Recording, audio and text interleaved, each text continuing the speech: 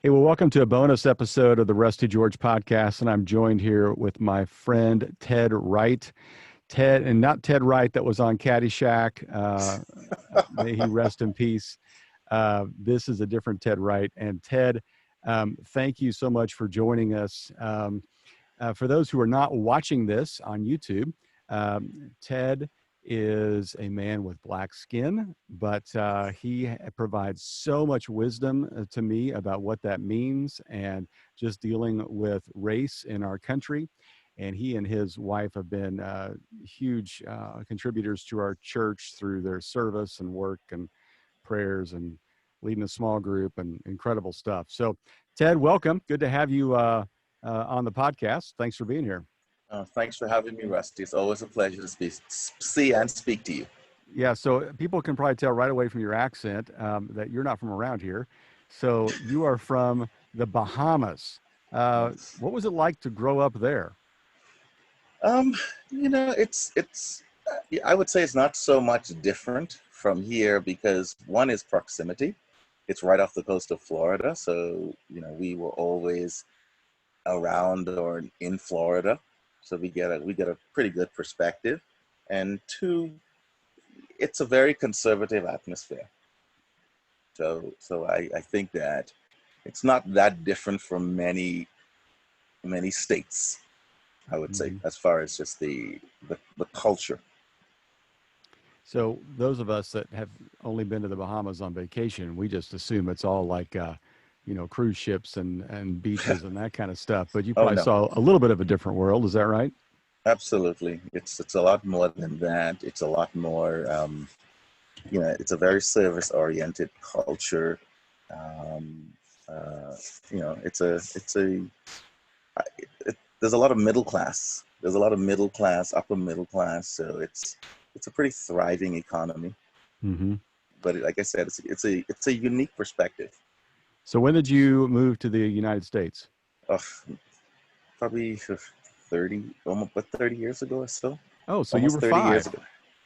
Yeah, exactly. I was when I was born, I moved immediately.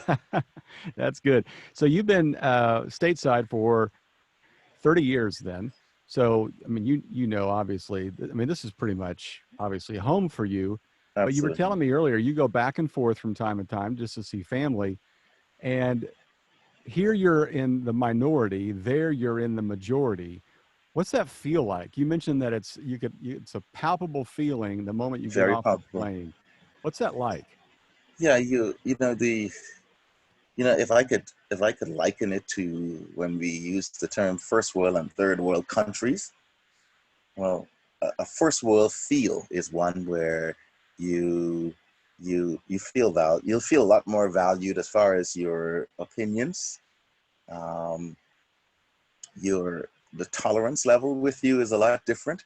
So, when you're in the majority, what you find is that when you talk in groups, people listen to what you say more actively, Hmm. as opposed to, you have to do a lot more convincing in order to get your point across.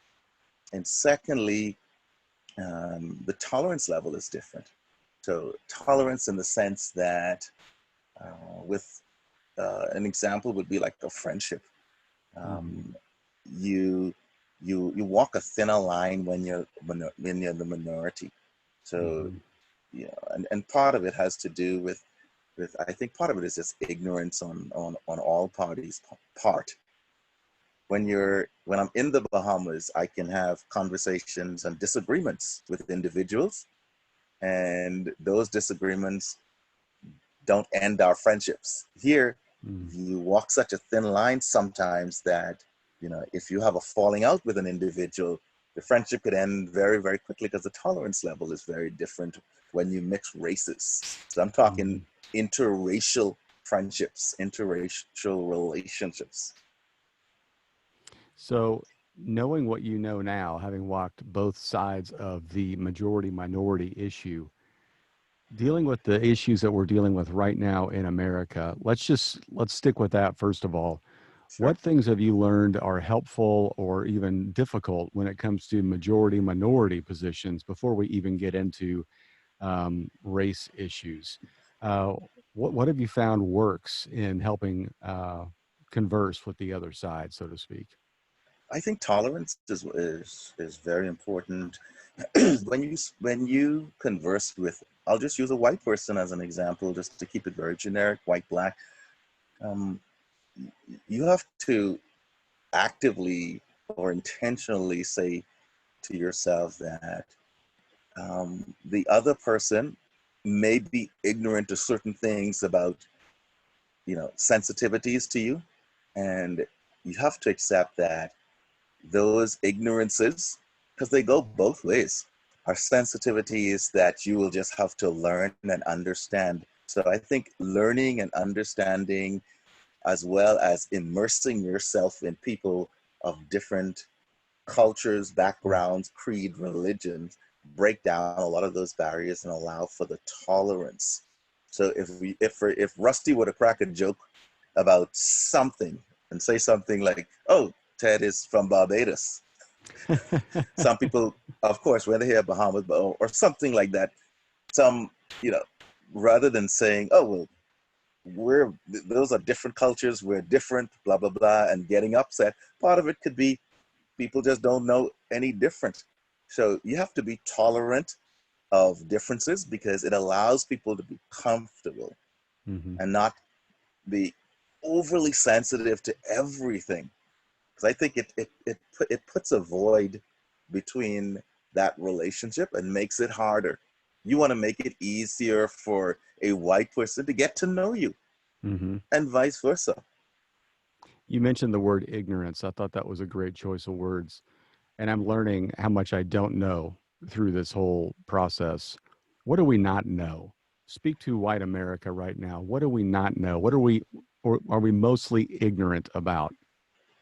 I think ignorant about what blacks really live through on a regular basis. When I say regular, we're not on the ground with someone's knee on our neck every day. That's the exception to the rule. But ignorant to a listening voice. I think as simple as acknowledging that what you say as far as being being looked at, being judged at, being having expectations, being different. It's obviously it's hard to say it's palpable from a sense that you can point to it on a regular basis, but it is real. And the act of actively listening, not hearing, I think will make a world of a difference in this country. And I'll just throw one thing else at it. You look through many cultures in this world and history, and I wouldn't name them. I'm a big historian, history buff. The act of acknowledging that these things exist goes a long way. Acknowledging that racism actually exists in this country is worth millions of dollars. We get caught up into things like how much is this going to cost us? Believe it or not, the currency of actively listening and acknowledging is is so valuable and worth so much that that could move us light years ahead in relationship. Just that alone would change everything. Okay, so I got to know more about that. If we listened more, what would we learn? If you listen to more, then you would learn that blacks are no different than whites. Hmm. That's what you will literally learn is that, um, and stereotypes are things that stereotypes are good and bad because there are cultural nuances to white culture, black culture, but within each culture, there's subcultures where there are nuances. They say people from the South talk different from those from New York, right? But these are the beautiful things that I think brings this country together with I think a kaleidoscope of of history, of wonder, And if we embrace those things, but realize at the core, we're no different. If your if your child is suffering under that in a situation like what we saw a few weeks ago, you would feel it. Mm-hmm. And I would feel it for you too. Mm-hmm. And there's no different. So the more we realize that, you know, culturally, we're actually all the same, the easy culturally and active listening would change everything. Mm. And embrace whatever the nuances are of our differences. That's all it really is. Right.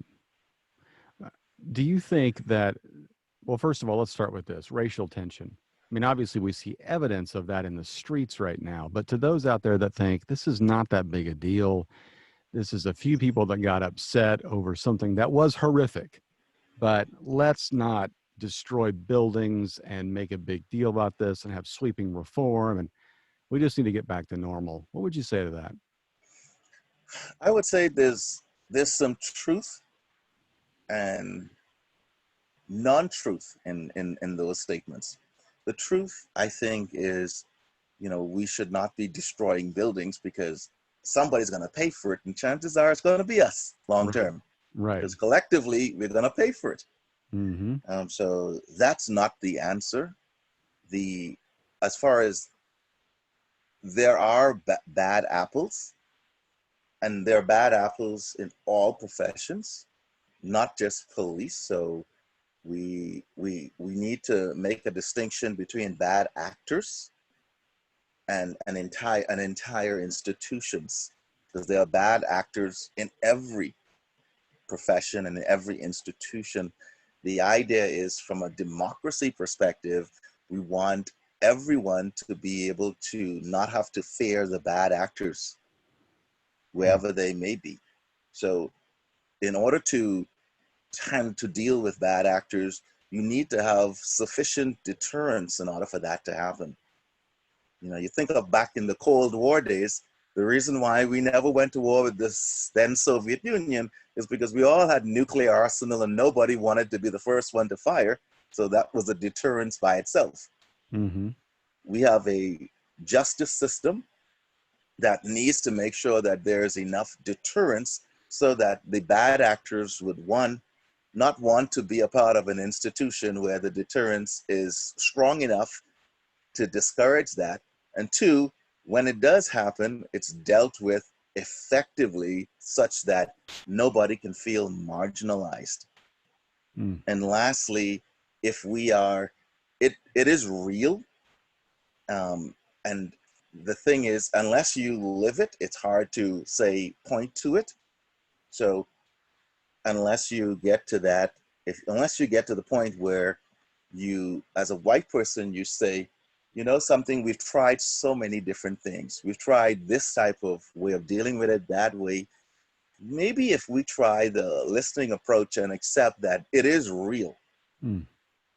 And the last proof point of why, how is inequality, whether it's racial inequality, how does that tend to show up in the numbers? Mm.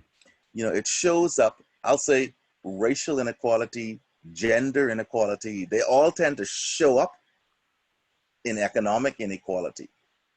So, you know, we see gender inequality as an example. I am a big advocate of it. You know, we had the 1920, we had the suffrage movement where with women's rights were finally came to fruition. But since even in that period, you'll notice that the gap between the earnings of women and men has been pretty, well, it's closed, but it's still pretty wide.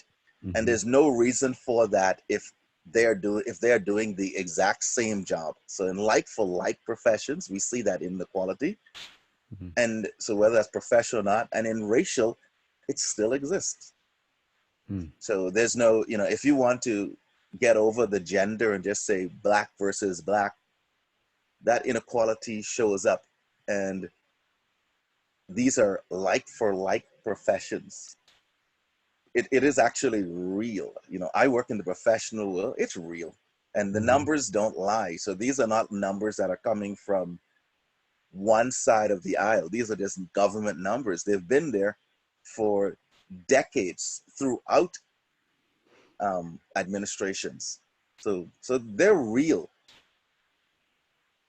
You know, over the past few weeks, I've had many conversations with people that tell me their stories of injustice, and so far, none of them have involved the police. In other words, I think where police get upset is, wait a second, this one guy in Minneapolis does not indicate all of us. And I would completely agree. There's a lot of men and women out there with spotless records who are fantastic, and many African Americans that are in the police force. Amen. So the problem is that racism doesn't always just hide behind a badge. It's behind all of our eyes. And so the stories I heard were, you know, I was followed around in a grocery store by a store clerk because they thought I might steal. You know, I was overlooked at a restaurant for somebody else while I was next in line. You know, these kind of I'm overlooked, I'm less than kind of scenarios. I'm sure you've experienced those. Do you think it's the same as it's always been? You've been here 30 years in this country. Is it getting worse or is it getting better? I have a definitive answer to that. It is getting better. Let me tell you why it's getting better. You have protests going on in this country right now. And in many frame shots that you see, you'll notice something that's not atypical. In many shots, there are actually more whites, Hispanics, Asians that are protesting in Mm-hmm. those shots than blacks. Mm-hmm. You're seeing a drive in humanity going on in this country. And here's the one distinguishing difference between this protest and the protests in 1968 in Selma, the protests in LA, of course, with the King riots and protests in the 90s. The one difference is many of our most sacred institutions, and I mean by that churches, are leading the charge in encouraging white folks to actually listen before becoming defensive. That's been the key all along. It's literally, that is the key. Mm. You know, we get into conversations of, oh, well, if we open up this and this race will want this and want that. Actually, some people just want that you will listen, because for listening first, and you said, okay, maybe I am wrong and it does exist, that will break down some barriers.